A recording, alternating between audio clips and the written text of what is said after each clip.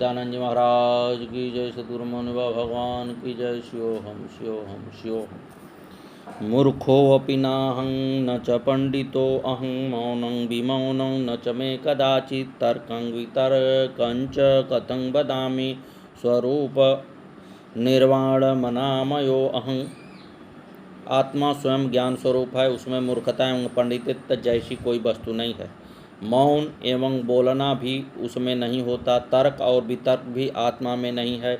ये सब मन एवं बुद्धि के विषय हैं, आत्मा के नहीं। इसलिए दत्तात्रेय जी कहते हैं कि मैं आत्मा होने से ये सब मेरे विषय नहीं है, मैं स्वरूप से ही मुक्त एवं रोग रहित हूँ। पिता च माता च कुलं न जाति जन्मादि मृत्यु च मे कदाचित् स्नेहं विमोहं च कथं वदामि स्वरूप निर्वाण मनामयो अहं। आत्मा का न जन्म होता है न मृत्यु, वह शाश्वत एवं नित्य तथा एक ही है।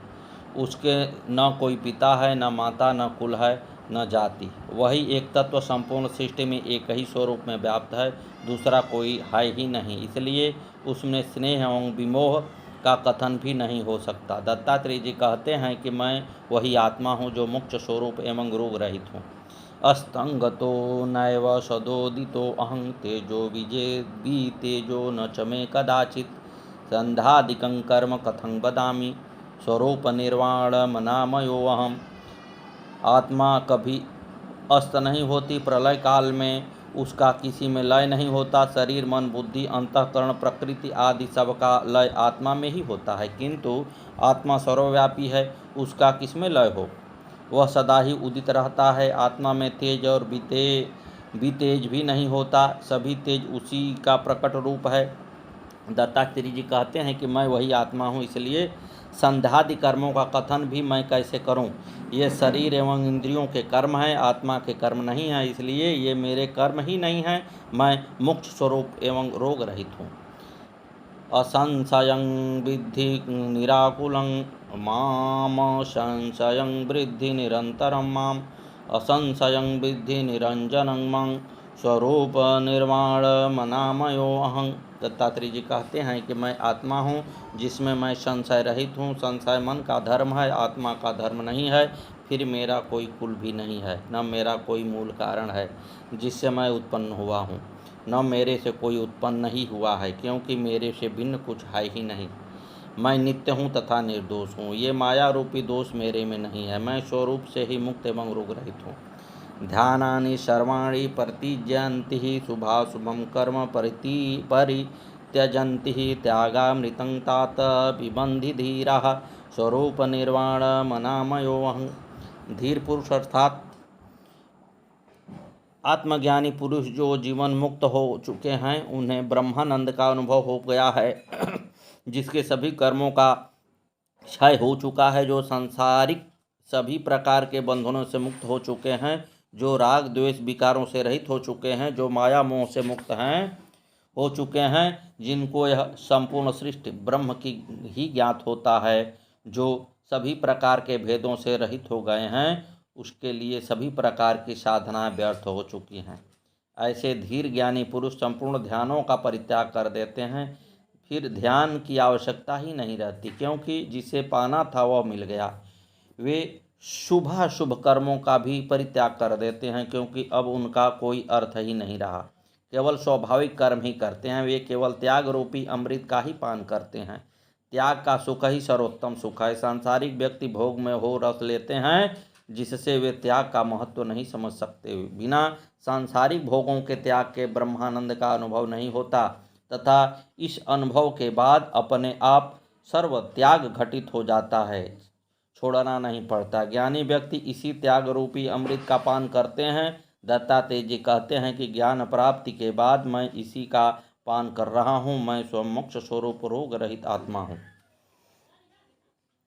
विदन्ति विदन्ति नहि नहि यन्त्रं छन्दो लक्षणं नहि नहि तत्र समरसमग्नो भवितपूतं प्रलयति तत्त्वं समर परम अवधूत अर्थात श्रेष्ठ ज्ञानी जिनको ब्रह्मानंद की अनुभूति हो गई है, वह नित्य ब्रह्मानंद में ही लीन रहता है तथा उसी का कथन करता है। ब्रह्म प्राप्ति के बाद वह छंद एवं लक्षण में नहीं रमता, वह ब्रह्म रूपी अपने ही छंद एवं लक्षण में रमता रहता है। सद्गुरुदेव भगवान की जय। श्री मौनी राम भगवान नमो नमः। श्री सद्गुरुवे नमः। श्री सद्गुरु भगवान नमो नमः। बनवारीपुर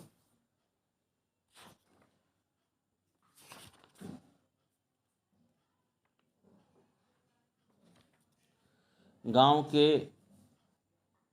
विजेंद्र सिंह के घर के बच्चे मौनी बाबा के पास आया करते थे।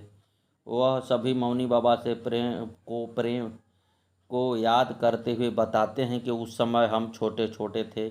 मौनी बाबा ने इनके अलग अलग नाम रखे हुए थे।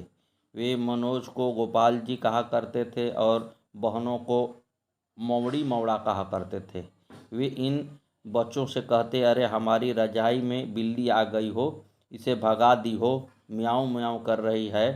फिर कहते, ढूंढा बिल्ली। वे खुद ही बिल्ली की आवाज़ निकालते और अपने हाथों को रजाई के अंदर कभी इधर कभी उधर करते। अरे बिल्ली इधर हुई हो, अरे इधर हुई हो।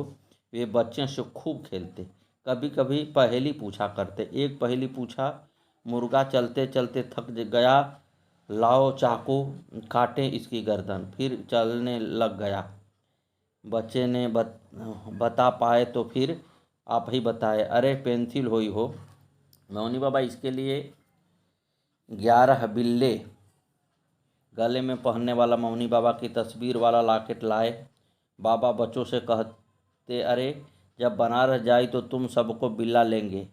इन बच्चे के घर में उन सब कुल मिलाकर 11 लोग ही थे। मौनी बाबा इन सबके लिए बनारस से बिल्ला लाए। इनकी बड़ी जीजी, जिनका नाम मीरा था, उनको मौनी बाबा सीता कहा करते थे। बड़े कष्टों से उनका जीवन बीता। वे जब बीमार थी, मौनी बाबा आकर उसका हालचाल पूछते। मौनी बाबा ने इन बच्चों से कहा, अरे कोई सीता जी को प्रसाद में कुछ दे देले हुई, कोई प्रसाद दे तो ले के गांव गाय को डाल दे, खाई ना हो। ये बच्चे अपने परिवारजनों के साथ कभी कभी गंगा जी नहाने जाया करते थे। मौनी बाबा ने पूजा से मिट्टी की छोटी सी मलसिया, ये 2 मटकी लाई। मौनी बाबा ने एक मलसिया तो रख ली और दूसरी पूजा को दे दी। पूजा ने जो मलसा मौनी बाबा को दिया था, उसमें उन्होंने चुनरी जैसी बांधकर हैंडल सा बना लिया और उसे अपने साथ ले जाया करते थे। मौनी बाबा ने बच्चों को एक पेंसिल दी कि रास्ते में कुत्ते मिलें तो इसे डरा देना। उन्होंने मनोज के लिए एक पगड़ी दी कि इसे गोपाल जी को दे देना। जब हमारे सामने आई तो इसे बांध के आई हो। जब कभी ये बच्चे जल्दी दूध ले जाते तो मौनी बाबा पूछते, आज कैसे जल्दी आ गई हो। बच्चे कहते, बाबा भैंस जल्दी मिल गई। तो वे हंसकर पूछते, अरे भैंस कहाँ खो गई हो। बच्चे कहते, अरे बाबा मिल गई मतलब दूध दे दिया। इस तरह से गुरु भगवान बच्चों को खूब हंसाते।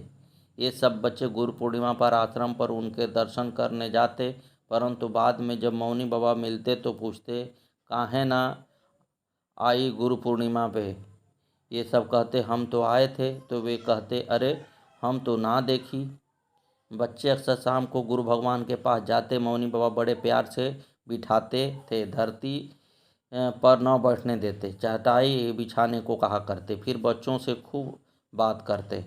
वहाँ से इन बच्चों को आने का मन नहीं करता था। जाड़ों में भी रात को 8-8, 9-9 बजे तक आते।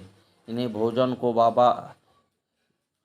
भेजने को बाबा ही डराते। अरे बिल्ली खा जाई हो। राधा एक बार गोबर उठा रही थी, मौनी बाबा प्रसाद बांट रहे थे। हाँ, वह हाथ धोकर प्रसाद लेने भागी भागी गई। नहाई न थी। जब पहुंची तो बाबा बोले, अरे नहाई ना हो, प्रसाद लेने आ गई। राधा को बड़ा अचरज हुआ कि इन्हें कैसे पता चल गया, परंतु वे तो अंतर्जामी हैं। अभी कभी कभी स्कूल जाते हुए मौनी बाबा रास्ते में मिल जाते तो गाड़ी में बैठा लेते थे। पूछा करते, कैसा पढ़ता है तुम्हारे मास्टर, कैसे पढ़ाते हैं। आजकल मास्टर ना पढ़ाई हो चाट पकौड़ी खाई हो, बात बनाई हो, कुर्सी पर बैठकर कभी पूछते किस क्लास में पढ़ती हो? पूजा कहती बाबा 8वीं में। वे कहते 2 महीने पहले भी 8वीं में, 6 महीने पहले भी 8वीं में। बच्चे कहते अरे बाबा 1 साल में ही तो पास हो गए। फिर वे हंस कर कहते अरे तो क्या अभी 1 साल नहीं हुआ? बच्चे उनकी बातें सुनकर खूब हंसते थे।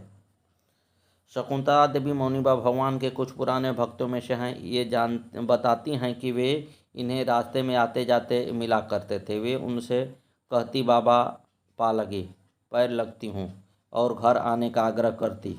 एक बार किसी के यहाँ रामायण का पाठ हो रहा था। उस दिन फिर इन्होंने गुरुदेव के घर चलने का आग्रह किया तो उस रोज़ मौनी बाबा ने कहा चलो, और इनके घर आ गए। फिर तो वे भक्तों के साथ कभी भी आ जाया करते थे। एक तरफ को एक छोटा सा कमरा था। उसे देखकर गुरुजी कहने लगे हम इस कमरे में रहेंगे। वे कभी कभी रात को भी रुक जाते और रात में खूब कीर्तन करवाते। सदगुरुदेव भगवान की जय। पहले इनके ताऊ जी मौनी बाबा के शरण न छूते थे। गुरुजी से केवल ओम नमो नारायण कहते। एक दिन उन्होंने मौनी बाबा भगवान को खेत में जाते देखा और घर आए तो उन्हें यहीं बैठा देखा। सबसे पूछा तो पता चला कि गुरु भगवान तो सुबह से आज कहीं गए ही नहीं हैं। उस दिन से इनके ताऊ जी भी मौनी बाबा भगवान के चरण छूने लगे। जब ताऊ जी काफ़ी वृद्ध हो गए तब बहुत बीमार हो गए। बहुत कष्ट था उन्हें, पर प्राण नहीं छूटते थे। एक दिन शकुंतला ने मौनी बाबा से कहा कि गुरुजी हमारे ताऊ तो बहुत बीमार हैं। वे बोले अरे कागज़ नीचे दबे हैं। कुछ समय बाद एक दिन वे स्वयं ही इनसे बोले संतोखला अरे सुना हो, अब कागज़ ऊपर आ गया। बस उसी दिन इनके ताऊ जी ने प्राण त्याग दिए। सदगुरु जी मौनी बाबा ने इनके घर में दोहा आदि लिखवा दिए थे।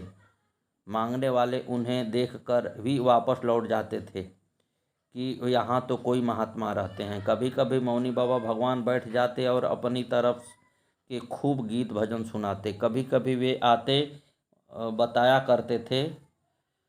बताया करते थे। एक बार उन्होंने बताया कि हम बीड़ी पीते थे, रहट वाला हमारे लिए बीड़ी रखता था, उसे पीकर हम मैदान जाते थे। एक दिन आए तो वह नहीं मिला। हम सोचने लगे आज मैदान कैसे जाएंगे। हम गए तो हमें एक पत्ते पर बीड़ी माचिस रखी पाई। उस दिन से हमने बीड़ी पीना छोड़ दी। हमने सोचा कि भगवान को कष्ट क्यों दें। गुरु भगवान ने कुछ भक्तों को की चाय छुड़वा दी। शकुंतला देवी ने सोचा कि ये नुकसान करती है तो हम भी क्यों न छोड़ दें। उन्होंने चाय पीना बंद कर दी। एक दिन गुरु जी आए और इनसे कहने लगे अरे चाय ना छोड़ी हो, चाय पी ही हो। उन्होंने उसी समय चाय बनाई, अरे संतोखला के लिए चाय बनाई और इन्हें पिलाई। वे ही जानते थे कि किसके लिए क्या नुकसानदायक है और किसके लिए फ़ायदेमंद है। एक दिन लाठी से उन्होंने सारी भैंस कभी नहा की। एक लाठी से उन्होंने सारी भैंस कभी नहा की। एक के लिए कुछ करते और दूसरे के लिए कुछ करते। सदगुरुदेव भगवान की जय। श्री मौनी बाबा भगवान नमो नमः। आगे की कथा कल।